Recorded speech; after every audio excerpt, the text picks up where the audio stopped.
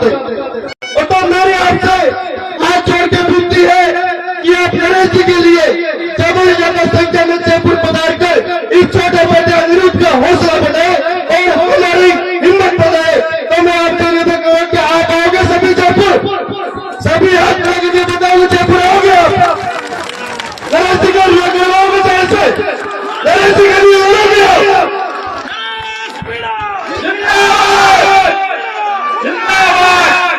मैं आप सभी के बीच में इंकलाब के नारे से दोस्त हुआ।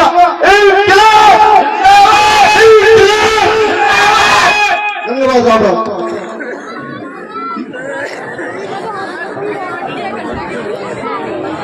हाँ, अब हमारे छोटे भाई अनिरुद्ध मीणा, आप भी 200 के इस तरफ।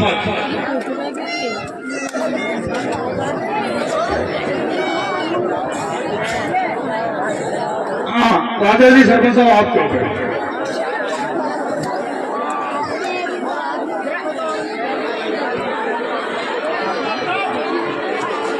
सबसे पहले देव बांग्ला की पुण्य धरती पे आप लोग सभी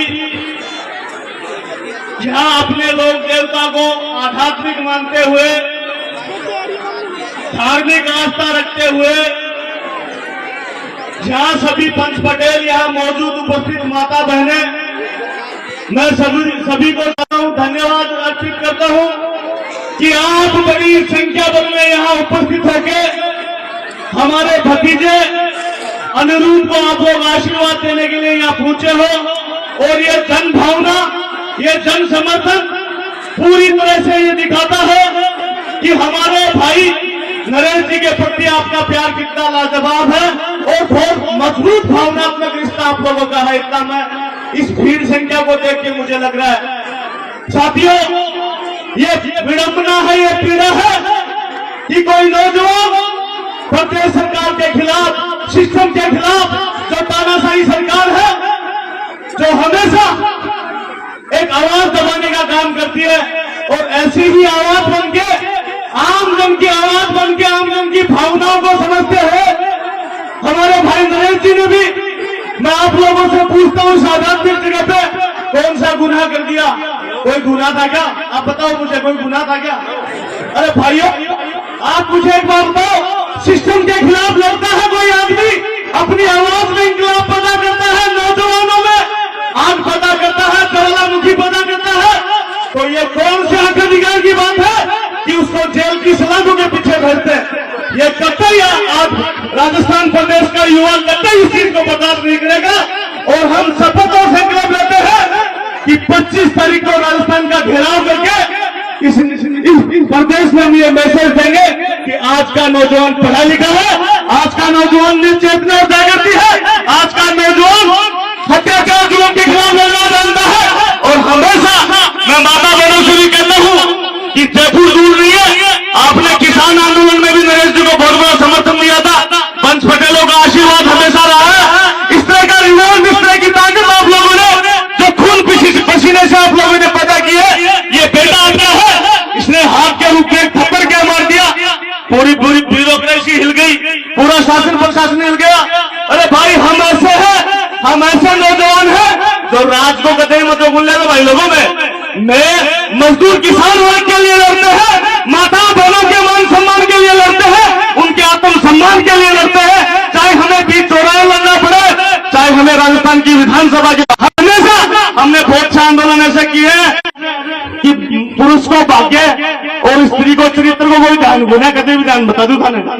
आप ये समझो जो पंच पटेल, ये तो वक्त ही सिचुएशन, हालात सिचुएशन ऐसे है कि आज परिस्थिति दूसरी बनी हुई है। और बहुत से लीडर जो अपने आप को बहुत बड़ा लीडर समझते हैं, उन्होंने चुप्पी साध रखी है और इस मामले में बोलना नहीं चाहते। समझौता में आप मुझे एक बात बताओ, आप सारे बुद्धिजीवी हो, पढ़े लिखे हो सारे लोग, एक बात बताओ, जब लोगों ने सरकारें बनती है मानव कल्याण के लिए, देना चालू कर दिया, उनकी जन भावनाओं के अनुकूल काम करना स्टार्ट कर दिया, और एसडीएम ने नीचे अपने कर्मचारी अधिकारियों पर प्रेशर बिल्डअप करके ये कह दिया कि वोट डलवाओ।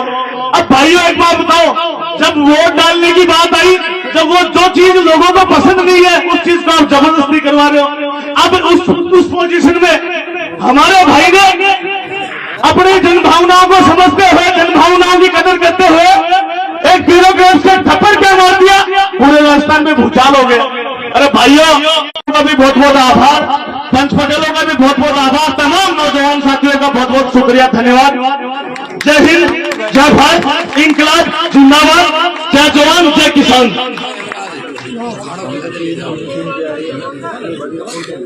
हाँ भाई अनिरुद्ध, आप भी उद्बोधन दें।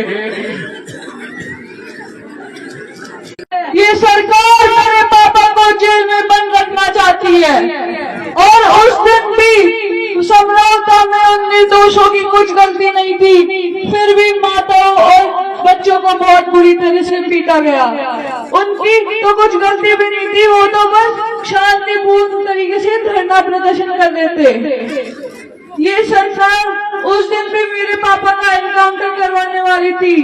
आप सभी ने सोशल मीडिया पे वायरल हुआ वो वीडियो देखा ही होगा, जिसमें एक पुलिस वाला खुद ऐसे बोल रहे हैं कि अगर नरेश उस दिन नहीं निकलता तो उसका वहां एनकाउंटर हो जाता। और मेरे पापा हमेशा मजदूरों, किसानों और शोषितों की लड़ाई लड़े हैं, वो भ्रष्टाचार के खिलाफ लड़ते हैं। इसीलिए पिछले कांग्रेस के राज में भी उन्हें प्रमोद जैन जी भाया के द्वारा बार बार परेशान किया गया और जेल भिजवा दिया। उनको जनता ने ये परिणाम दिया कि पहले वो 2023 में विधानसभा का चुनाव हार गए, फिर 2024 में लोकसभा का चुनाव और भी पूरी तरीके से हार गए। उसके बाद मेरे पापा की ये गलती हो गई थी कि वो किसान के बैठे प्रहलाद जी गुंजन के साथ उनके चुनाव प्रचार में लगे और पूरी ताकत से उनके साथ लग गए। इसीलिए ओम बिरला जी मेरे पापा के पीछे पड़े हुए हैं और मेरे पापा को जेल में इतने समय तक रखने का भी उन्हीं का मेन हाथ है। बिरला जी का टॉप में बजरी का बहुत बड़ा कारोबार है और उनको पता है जिस दिन मेरे पापा जेल से बाहर आ गए तो उनका वो कारोबार बंद कर देंगे। और